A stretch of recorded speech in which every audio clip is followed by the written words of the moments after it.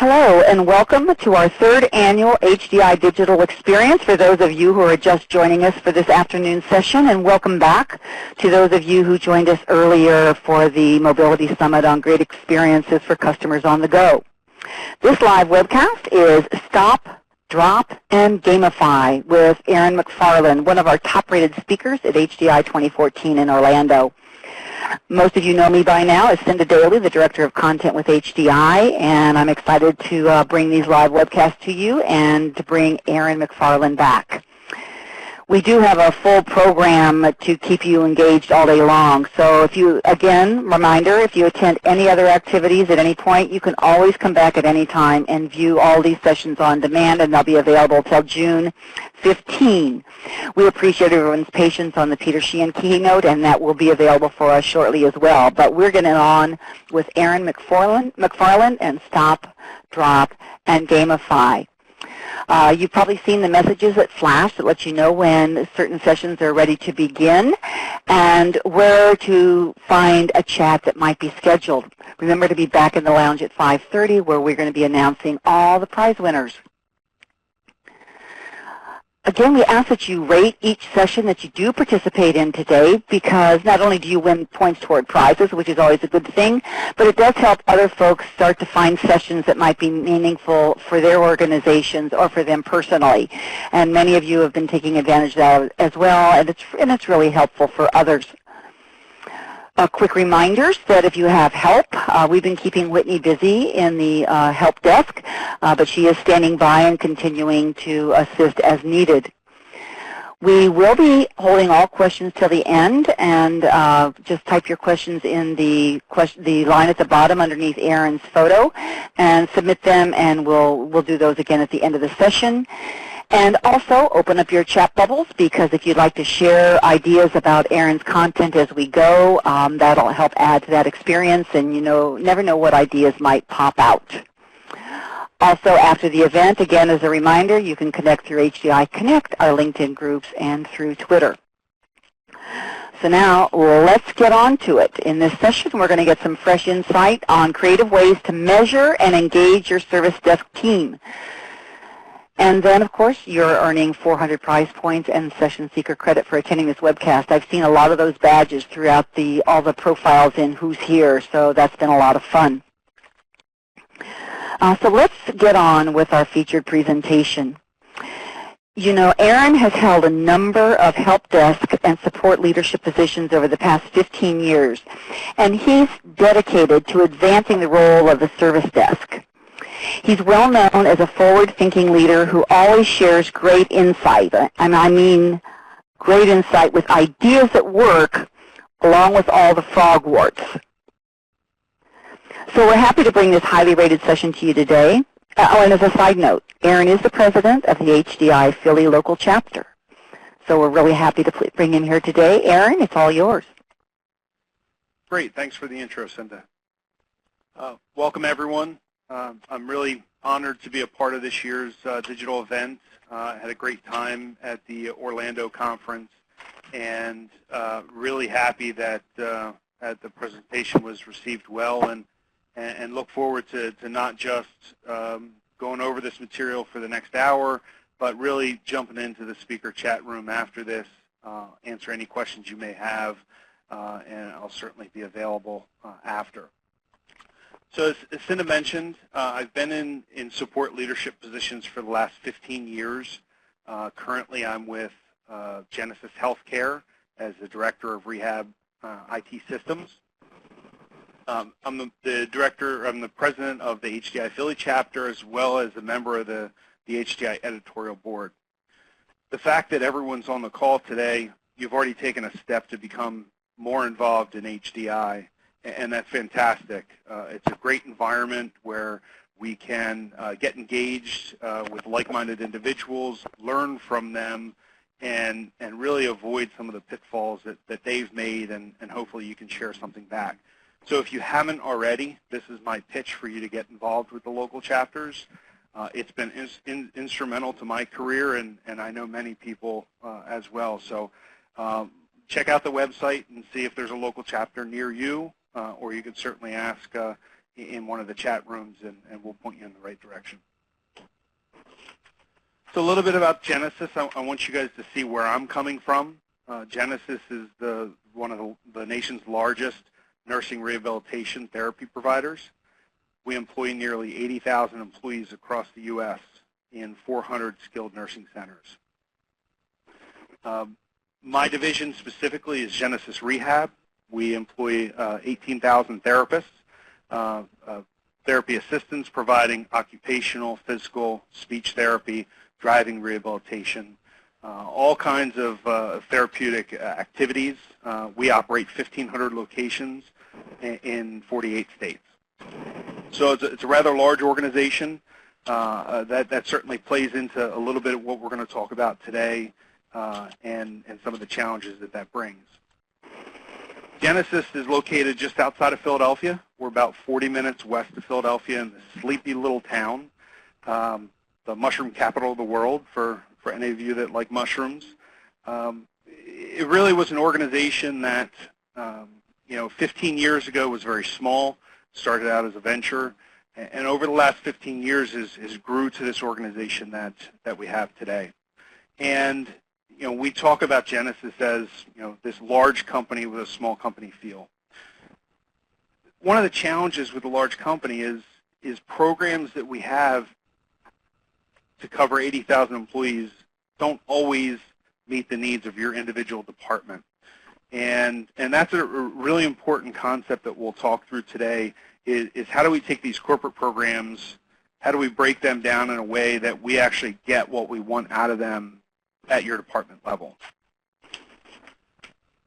So before I get started, I'd like to take a quick poll of the audience to see, tell me a little bit about your program. Do you have a program today? Do you have one that maybe is in place but not effective? Do you have a great program? I'll just give about another 20 seconds just so I can get some feedback from the audience. This will help me go into the next couple slides. Looks like it's all over the board, Aaron. It is, and that's somewhat what I would expect, especially as we have smaller companies in play that might not have formal programs in place, larger companies that have them in place that just don't meet the needs of the individual department. Okay, I'm going to go ahead and continue on, and here are the results. As Cinda mentioned, we're kind of split across the board. Again, not terribly surprising. Hopefully I'll be able to talk a little bit about some of the challenges that I've had in my three main roles over the last 15 years. I've worked at Genesis, which is 80,000 employees, and I've worked at a company that was 400 employees. So I've had a good experience over all different size organizations. So we're going to talk a little bit about why do a recognition program. Why take the time to even go down this journey? I'm going to talk a little bit about, why we fail. We may have good programs, but why we fail as managers and leaders to make them work. Why we chose gamification ultimately as a driver for our program. And then I'm going to go over the program milestones and project plan together. So the outcome of this, if you're interested in a program, you should be able to take the key components of this back to your organization as your rough project plan and start and dive into it, at the pace that you choose for your organization. And we're also going to take a real deep dive into the program that I created that's been successful for a number of years, and hopefully you'll find some inspiration from that as well.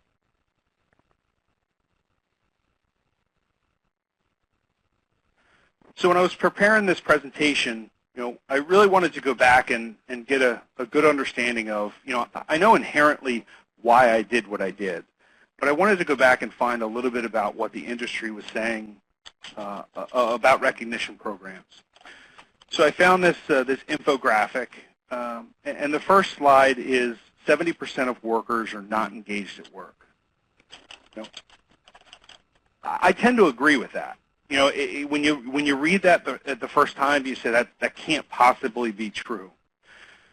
But when you start to think about different work environments, different makeups of departments and teams, I think that's closer to 70 than it's closer to 0. And that's an important topic and an important thing to keep in mind as you develop a rewards and recognition program. That's really the goal, is to get that worker re-engaged into the workforce, get them bought into the organization, the mission, the value, so they ultimately are a part of the solution and not a part of the problem. 43% of highly engaged employees receive feedback at least once a week, compared to 18% of employees with low engagement. Again, not a shocker here. The more that we talk to our staff, the more that we engage with them, the more that we provide them positive and negative feedback, the more engaged they're going to be. You know, I think inherently everybody wants to do a good job. I don't know of anyone that sets out, wakes up in the morning and says, I want to do a bad job today. I think there's breakdowns in communication that need to be addressed, and this slide shows that the more that we engage and work with our teams, the better off we're going to be.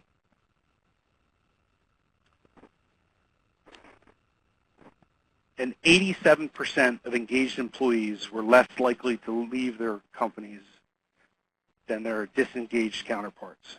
Wow. Almost 90% of engaged employees are less likely to leave. I know in my environment, that's kind of my #1 fear, people walking out the door. When you have a good team and you've assembled a good team and you've taken the time to train them and get them up to speed, they're a wealth of information. And the last thing I want to do is invest all that time and effort and money and have them walk out the door. So again, everything I can do to keep that person engaged at work, keep them committed to the organization, committed to the team, and have us commit that back to the employee, we need to do to keep that worker in the door. All right, so let's talk a little bit about why we chose gamification. Or, I'm sorry, why it's so important to have recognition, right? Positivity is contagious, right? That's no doubt. The more positive an environment is, the more it self-sustains itself. They always talk about the bad apple, right? The same is true with positivity. If you have a positive group, even when you hit rough patches or you hit stumbling blocks, they remain positive. So really, the rewards and recognition program, has to look at that positivity factor. We want to make the work environment fun. I don't know about you, but I don't want to come to a stiff office every day. I want to come to some place where I can have friends and I can have fun and I can still get the job done. The one often overlooked is really the peer-to-peer recognition. I'll talk a lot about that in a bit, but peer-to-peer recognition is huge. Not always is the most effective way for somebody to understand how they're doing at work come from leadership down. Sometimes it needs to come horizontally. And really the correlation between employee engagement and customer satisfaction. Really, really important that we keep people engaged. Positivity is infectious. They're invested in the organization. They're going to do a better job from a customer service perspective.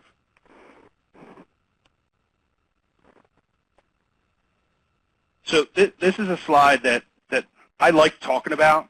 I'm probably one of the rare individuals that likes to talk about where I failed, because this presentation again came out of the successes and failures that I've had. So when I look at why programs fail and why good programs fail, what I really mean to say is this is my oops page. These are all the things that I've done that will kill a program. So I encourage you guys to take a look at this. First and foremost, as leaders, we have to be honest with ourselves.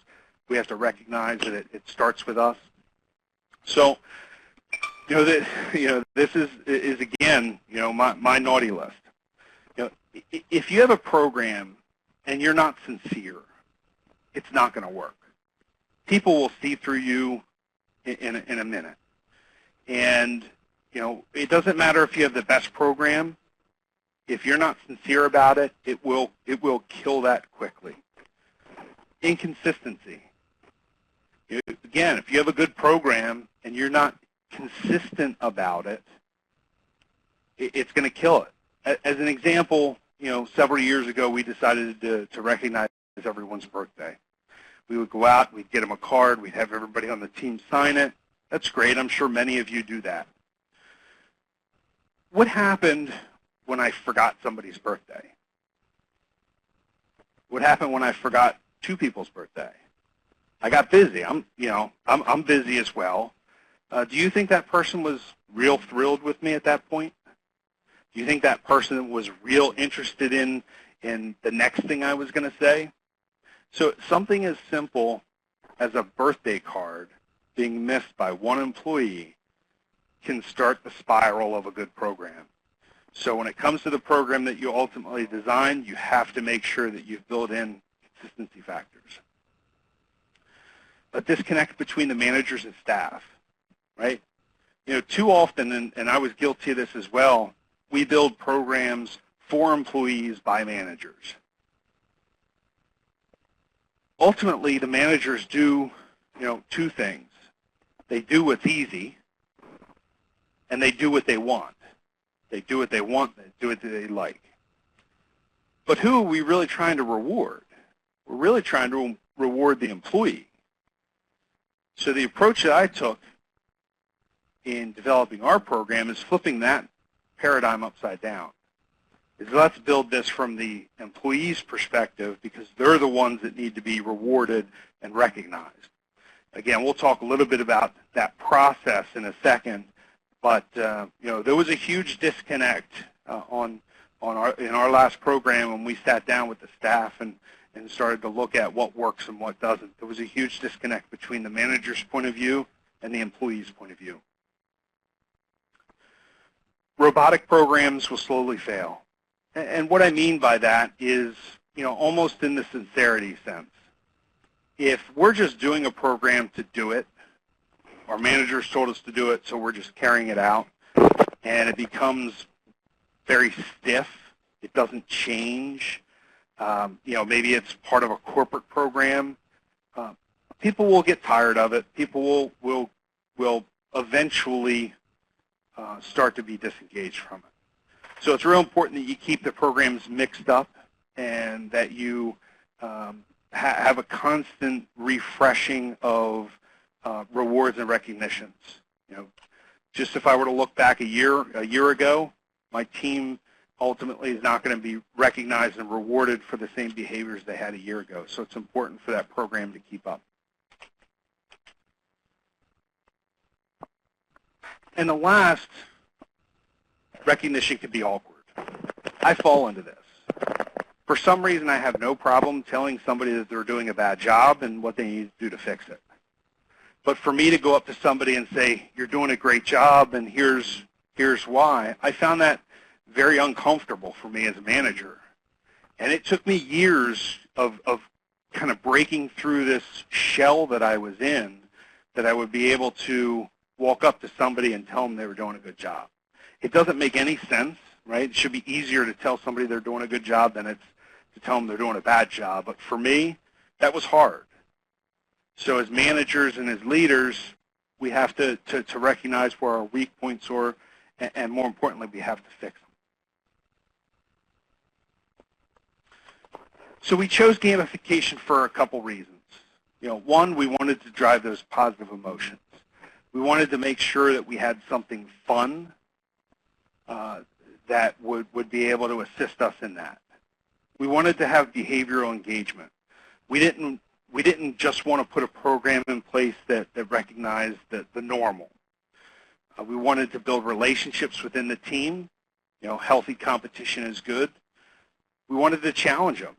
You know, not only did we put in the standard, you know, rewards and recognition, but we put stretch goals. You know, we put stretch awards in there.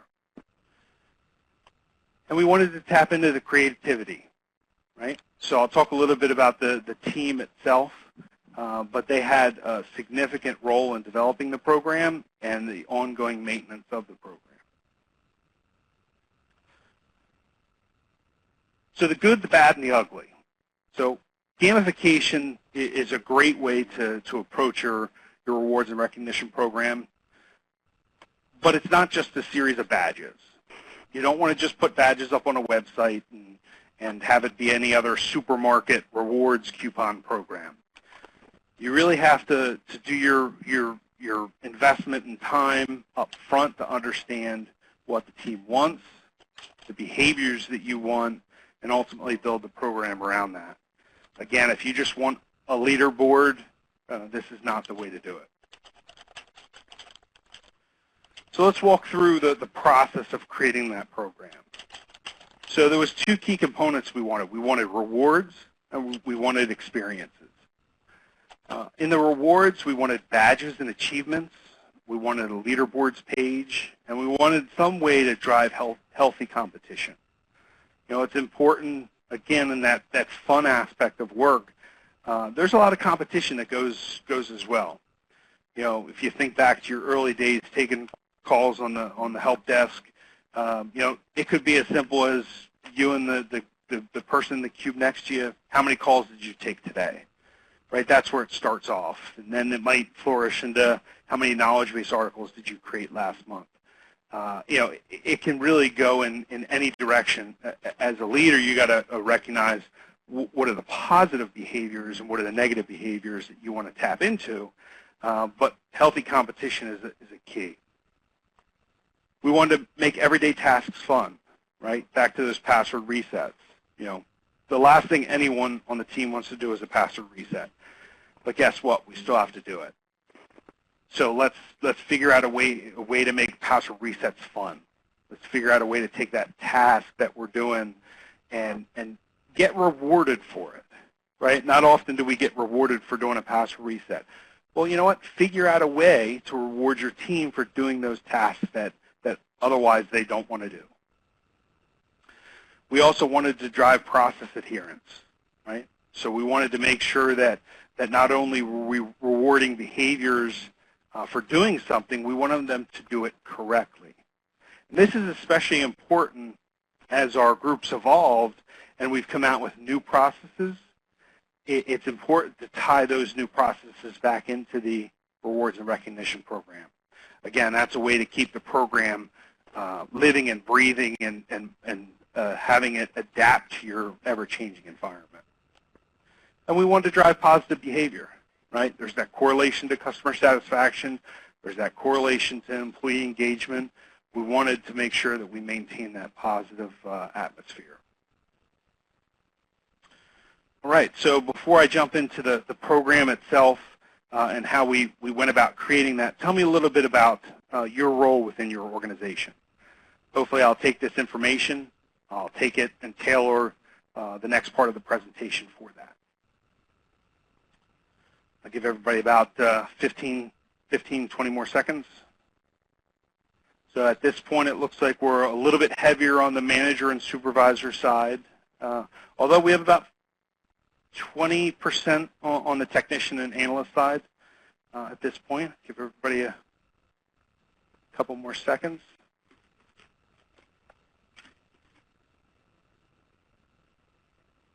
All right. Good. So that's great. And what I'm hoping here is that we actually have some people watching this together, some managers and some technicians or analysts watching this together. And for those of you that are in one room, attaboy. You know, again, the fact that you've brought your analyst or your technician to this program or to the HCI digital event today already shows that you're willing to invest in them. So that's a job well done. But looks like we have about 60% of the group 75% of the group is on the management side.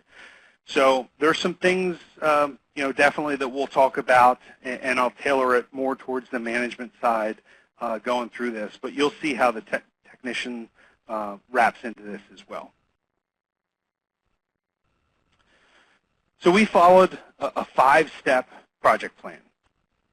First, again, I mentioned that we had a huge disconnect between managers and employees in terms of what the programs existed. So we wanted to make sure that we got people that were interested in fixing the program. Right? We had already had 2 mildly successful programs that eventually just died off for some of those reasons that we talked about. So this was really our first opportunity to get the people from the team that was being rewarded and recognized, get them to the table. And from a management perspective, you know, it was, 1, good for them because they had a seat at the table. 2, it provided a good stretch assignment for people to get involved, you know, time off the phone to get involved and actually develop and create something. And 3, we'll talk a little bit about how they become your evangelists for the program once you're ready to deploy it. 2, we wanted to create the charter. We wanted to really review the existing program, what worked, what didn't work. The 3rd step, we had the management review of the committee's findings. 4th, we had the committee actually develop the program. And 5th, we launched the program and went into continual service improvement mode. So let's take a deep dive into each of those steps. So the first milestone I talked a little bit about, this is our opportunity to get the people that are being recognized to the table. We need to gain their buy-in up front because in most cases, and certainly in my environment, I had already had 2 failed programs. So they were already skeptical about a 3rd. So we needed to make sure that we had that buy-in up front where they would be able to push this program forward. So we assembled the team. We asked for volunteers. We wanted to make sure we got a good cross-section of the team.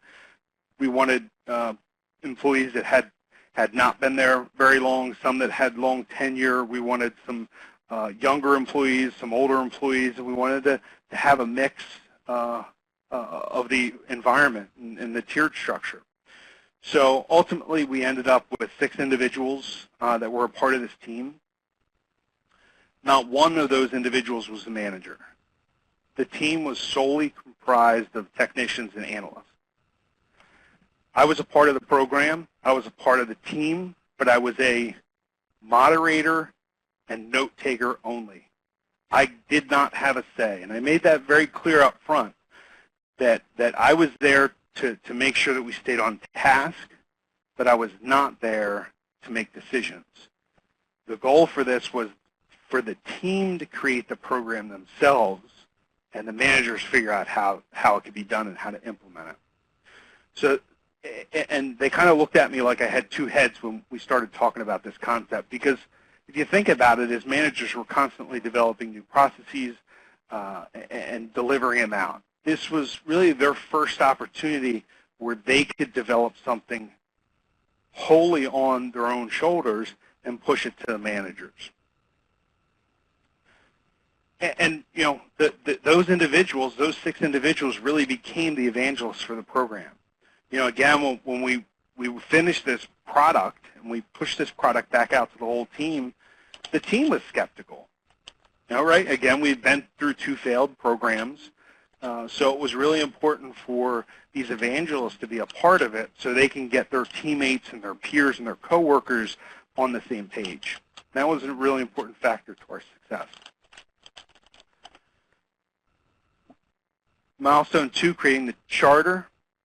We wanted to make sure that everyone understood the concepts of gamification. We knew as going into the program that we wanted to take on a gamification aspect to it. And believe it or not, there's a lot of misinformation about gamification and what gamification is and isn't, and how you ultimately want to use it. Now, I will tell you that our program uses concepts of gamification to support the program. But, you know, gamification means so many things to so many different people. It's important to set the tone up front, set the expectation up front of let's get everyone on a same even playing field. So that's important. The second is we wanted to review what worked and what didn't. And that was simply going through the past 2 programs and saying, okay, this component, did it work? Didn't it work? Do you guys think we should continue with it? Do you think we need to talk about it more, or does it just need to be taken off the plate? And we went over every single component of every program. And this is important because they're the ones that know whether it works or not. It's not the managers. The next thing we did is we brainstormed, or I should say they brainstormed. What motivates them? Again, I had no say. I was there to take notes, and nothing was off limits. There was one rule at this stage that you couldn't say no. Even the peers to peers would tend to be skeptical of some things that everybody talked about. And you got to make it really set up front that we need all ideas. We'll hash them out in a few steps, whether they're valuable or not, or we can implement them or not. Let's get everything out on the table. You know, we encourage them to think back to their other organizations they work towards. Think back to their church groups, their youth groups.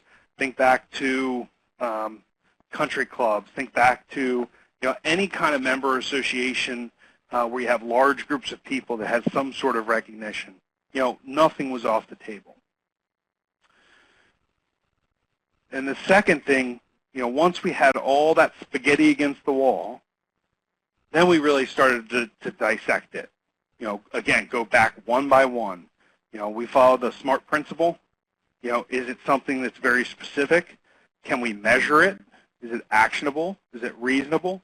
And is it timely? And then you start to see the program take shape, or at least the fundamentals of the program start to take shape. Those things that they might have been great ideas, but if we can't measure it, or we can't measure it in a specific timely fashion, then it's not something that we can use for the program. So this is really our first opportunity in this project where we could throw things off.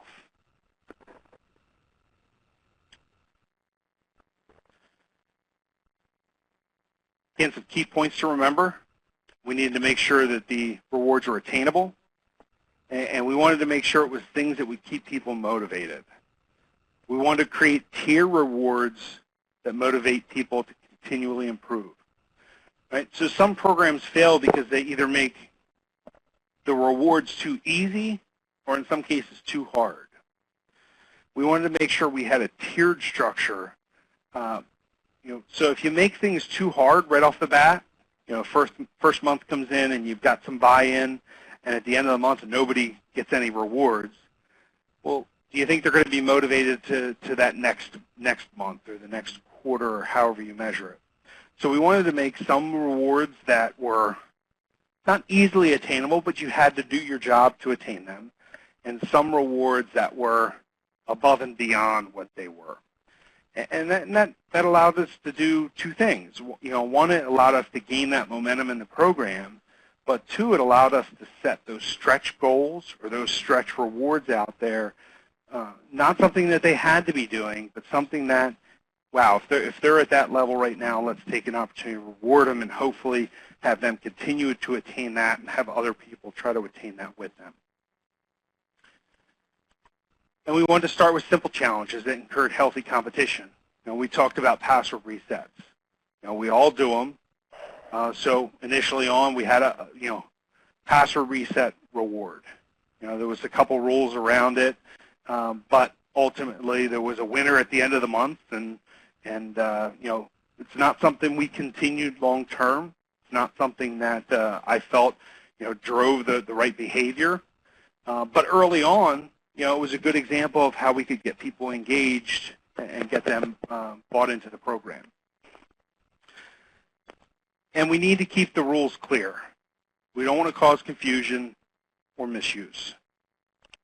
The common question I have presented to me is, can they game the system? Well, the answer is yes. Anyone can game any system. So you need to make sure that, one, there's proper rules in place, there's proper information that they can refer back to, and it needs to be monitored just like anything else. So, again, I don't think people inherently try to do the wrong thing. Often what we found is when there was something not going right with the program, it was because they didn't understand a particular reward or didn't understand a particular component. So just make sure that you have that information out there. Milestone 3. This is the first time the managers had a say. They were brought into this program, and now this is 2 months after the program started. The committee had got together. They figured out what worked, what didn't work. They figured out everything that they wanted to see in the program. And when I first met with the managers, I said, I didn't tell them anything. And I said, let's go over the same exercise we did with the existing programs. Tell me what worked and what didn't work.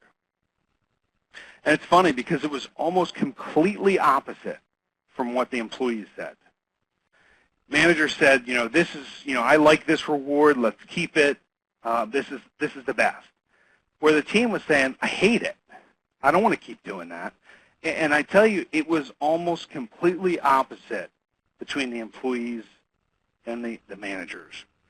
And one, because we didn't ask their opinion the first 2 times. We thought we knew what they wanted. We thought we knew what they should be doing. And in reality, we were completely wrong. So, it's really important if you don't have that luxury to not have your managers as part of that, make sure that they're tempered when they go into that, and they're really looking for what motivates them, not what motivates them that we think of. So really important. So they really only had 2 decisions here. Back to the consistency.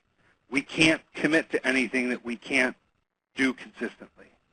And 2, does the reward area match the desired outcome? They had very few things that they had to look at. 1, can we do it consistently? And 2, does the reward make sense? And we definitely chopped some things off there. There was a few things that we went back to the committee and said, it doesn't make sense from this perspective. How about we modify it in a different way? And we went back and tweaked it here and there. Again, we didn't want to make anything that was going to cause the managers too much time at the end of the month to do these things, and we wanted to make sure that we were all on the same page. So milestone 4, this is, again, the committee made up of these analysts and technicians. They created the documentation. Right off the bat, they had ownership for it. They developed the training, and they did all the technical development. You can see a picture here of the leaderboard that we used. And, that's a good example of, I didn't have a developer on hand, but you have somebody on your team that's interested in it. Somebody that's either gone to school or wants to go to school that might know a little bit about HTML. Have them take a look. Have them take a stab at it. Make it a stretch assignment. Ultimately, it's going to benefit the entire team. See if they can do it. But if you don't have anybody like that, everything that I've done that I'll show you in our program can be done with Word and Excel. So don't fret if you don't have those team members with those skills or a developer on staff. You can do everything you need to write in Excel and Word.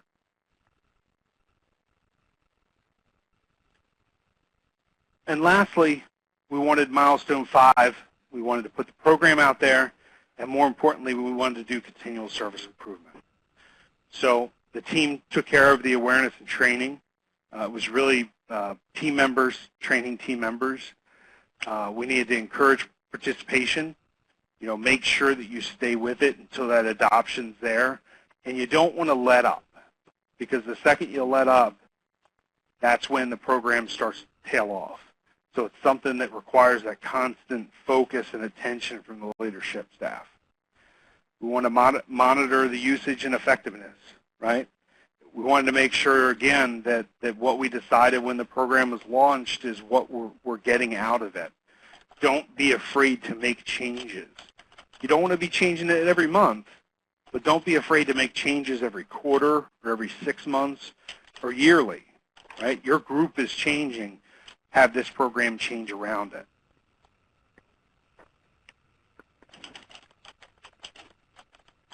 All right, so let's take a deep look into the program that we created. I'll go over really it's start to finish, and then I'll be able to take any questions that you guys may have in the speaker chat room. Or if we have a few minutes here, I'll be able to answer any questions. All right, so this is an example of our committee charter. We wanted to develop a recognition program based on employee feedback and experience that meets the needs of the team members. The leadership team should be able to easily communicate and promote the utilization of the various programs. The program needs to be straightforward with a focus on consistent execution. That sounds good, right? That wasn't written by a manager. That wasn't written by me. That was written committee style by the technicians and analysts. They know what they want in the program. They knew what they wanted in the program. So the program highlights, there's a couple core areas. The first is called the Hero Award, and that's made up by a number of other awards, and I'll talk a bit about that. We have the Attitude Award, Stars of the Week, and Acknowledgements and Events. So let's talk about the Hero Award. So the Hero Award is, I would say, one of the two most significant awards that we provide out. And really it recognizes a single team member each month that demonstrates a continued high level of achievement. You know who these people are. They're the ones that are top performing, and these are the people that everyone looks to. So when we sat down with the team and ultimately came up with this program, they said, we want to recognize somebody that does their best in all the different areas.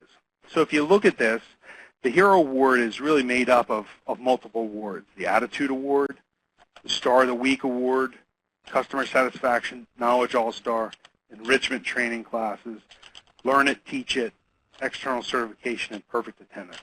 I'll talk a little bit about each one of those in subsequent slides, but it's really important that this one's a significant one.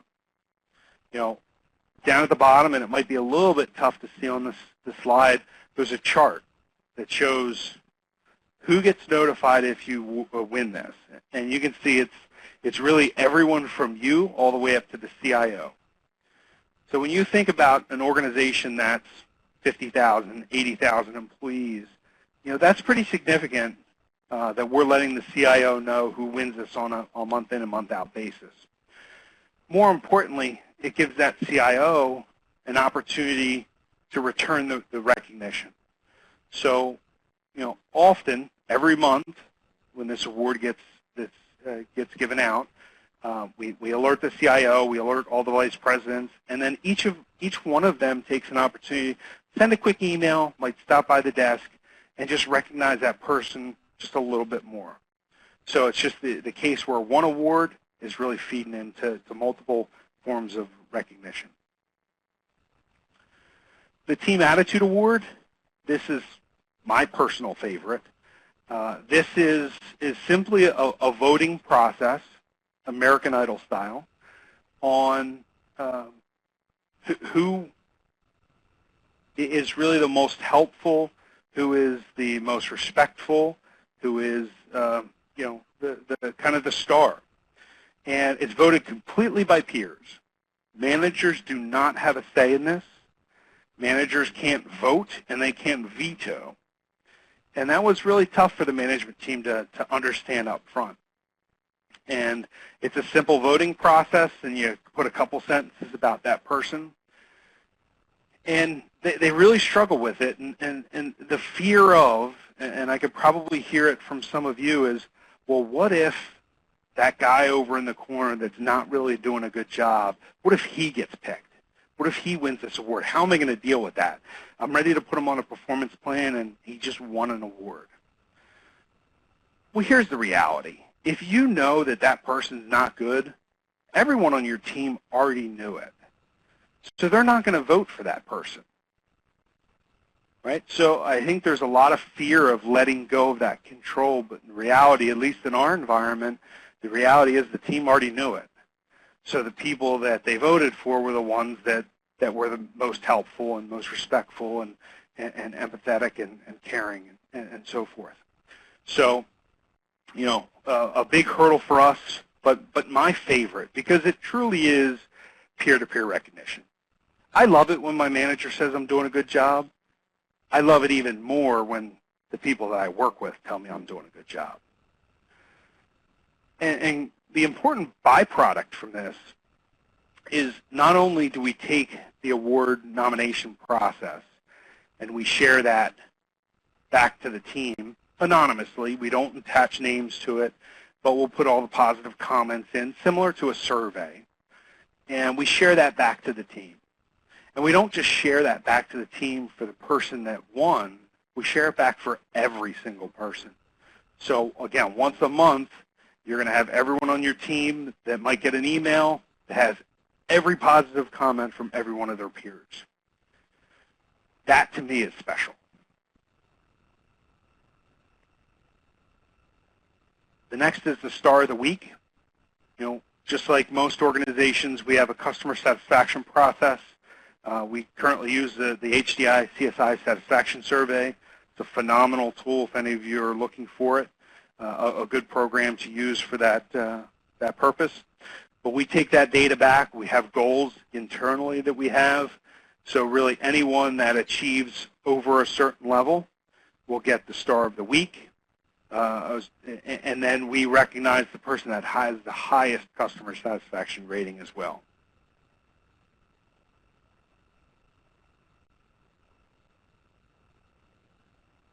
One thing I forgot to mention, the pictures that you're seeing in the actual slides are the actual badges that show up on our leaderboard page, as well as their printed certificates that they hang on their desk.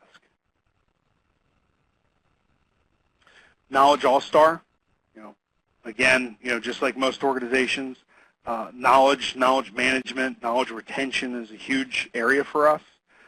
So we wanted to recognize those individuals that were going above and beyond their peers. So we have two levels of this award. We have one where if they meet their standard minimum requirements, and one if they go above and beyond and have really the most for that time period. Now here's an important one that evolved over continual service improvement. When we started this, it was just a number. How many new articles did you create? And that was good, and that went for a while, but it didn't really show the value. So the team got together and said, I think we need to take this, and it's not about submitting new articles. Maybe it's about articles they've found issues with and have updated. So, we revised this and said, you know what, now this is not just about submissions, but how many did you correct that were in there? The next phase, which we're not quite into yet, is taking it a step further. Well, let's look not just at how many you've created or modified, but the value that those articles are bringing. So, for example, if somebody submits 5 articles this month, that's great. Somebody else could submit 1 article, and that's good too. Well, if the 5 articles had a total view count of 100, and that 1 article had a total view count of 1,000, which article had the most benefit to your organization, right? So look at it from a value proposition versus just a straight transactional proposition, and that's really where we're taking that award. Enrichment training classes, we wanted to take an opportunity, the team wanted to take an opportunity to recognize things that maybe or maybe not relative to their current position, right? So we have people that are on the service desk, on the help desk, that might have a particular interest in security or might have a particular interest in project management. We wanted to make sure that if they took the time to go do those things, they might not have a direct impact on their day-to-day job, but let's recognize them for it. Let's recognize that they wanted to better themselves, maybe get a PMP certification. Let's recognize them, and we really follow, a catalog of classes that are available. It covers college classes as well as technical classes, and anytime they complete a class, they can receive this award. And this dovetails nicely into the next award, which is the Learn It, Teach It. And this is a good one across the board, but really for the people that go to the enrichment classes, you've invested in yourself. Take the time, take 15 minutes, take a half hour, whatever the case is, and let's teach that to the whole group. Obviously we're not going to get a PMP certification in a half an hour, but let's talk about the topic at a high level. Maybe talk about the curriculum, talk about what it took to get you to earn that certification. In some cases, we're talking about the certification. In some cases, we're talking about the key components and what you've learned. So really, we make it informal, and it's an opportunity. This one is really used in a couple different fashions. One, we use it for enrichment, but two, it's a great stretch goal. If you have somebody on your team that may be interested in management or want to become a supervisor, you need to get them up in front of people, talking in public. Not everybody's comfortable talking in public. So this is an opportunity to put, that person in front of a small group, have them lead it for 10, 15 minutes, 20 minutes, and just start to stretch them and give them exposure into leading a meeting. So really, really important one for us that we've used. Next is the external certification. This is, I got these two slides backwards, I apologize. The external certification, this is the one I talked about with PMP or college accredited classes. Perfect attendance, as I've affectionately heard this called the PANTS Award, perfect attendance, no tardies. This award's not going to make somebody have perfect attendance. If they've come in for 2 months and they're now sick, they're not going to not call out because of this award. And we get that. So it's not necessarily about driving the right behaviors. It's about recognizing those people that have done it, right? I feel guilty when I took a day off in the last 7 months. That's just my personality. So, it's not that it's going to make me not call out if I'm sick, but the fact that I've done it for 6 months, I'd like to be recognized for that. The achievement resources, we wanted to make sure that we not only kept this internal, but we kept it external to our user community. So we redesigned the About Us page. The typical About Us page, it had our telephone number and our hours of operations, pretty plain, and really made it a true About Us. We have 50 pictures with everyone's bio information. I'll show you an example here in a second, but really made the About Us page about the team, not about the work that we do. We wanted to show the award winners, show the individual users' profiles, and then also show them the activity feed. It's important that this program be not real time, but as close as you can get to it, because it's really important that you keep that momentum going. So if you were to say, I'll do this once a month, I think you'd struggle. Our managers are trained that they're doing it every day. So if you achieve something, it gets recognized on the spot, not at a meeting next week or at the end of the month. It's real time. Here's an example of what we show on our About Us page. The one on the left is the Hero Award. That is the youngest looking person on my team. It's actually my son, Patrick. And in the right, the Attitude Award is my daughter, Jillian. This is our opportunity on the About Us page where we show the person's picture, their name, and a little bit about that award that they've received. The public profiles, every person on the team has a profile. It has their name, how many years they've been with the organization, how many years they've been in IT, and then a couple sentences about them. We let everyone write their own bio. If they wanted to be silly, we let them be silly.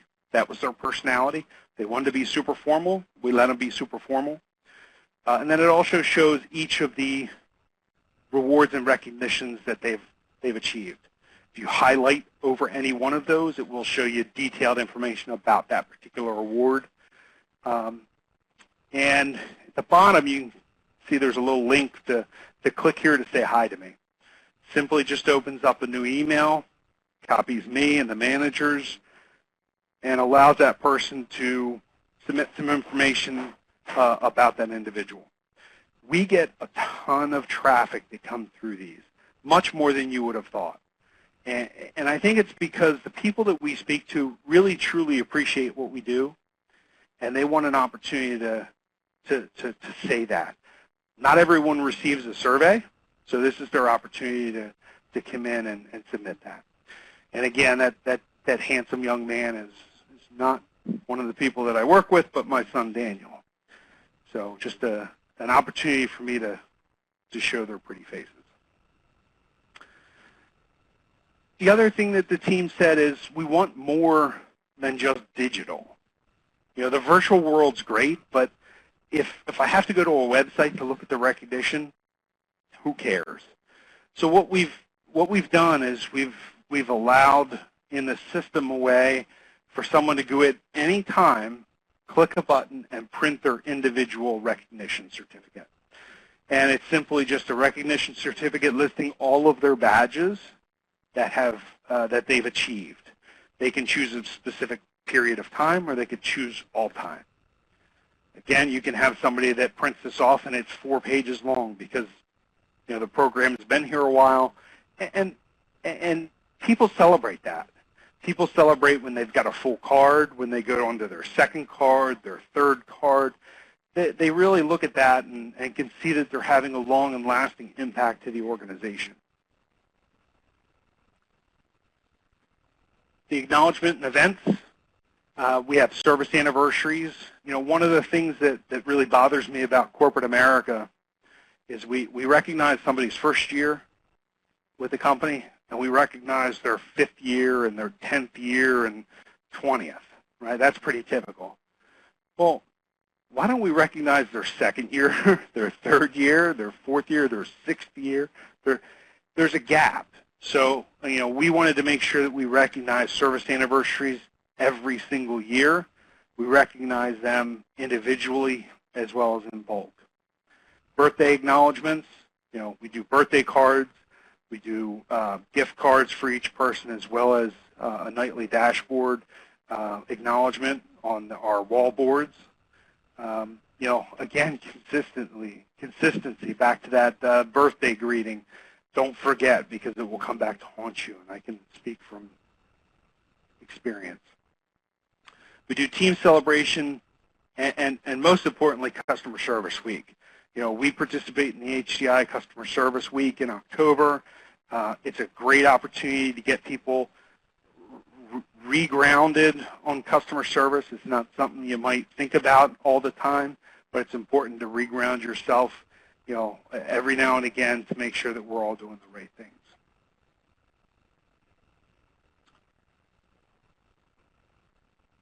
Cinda?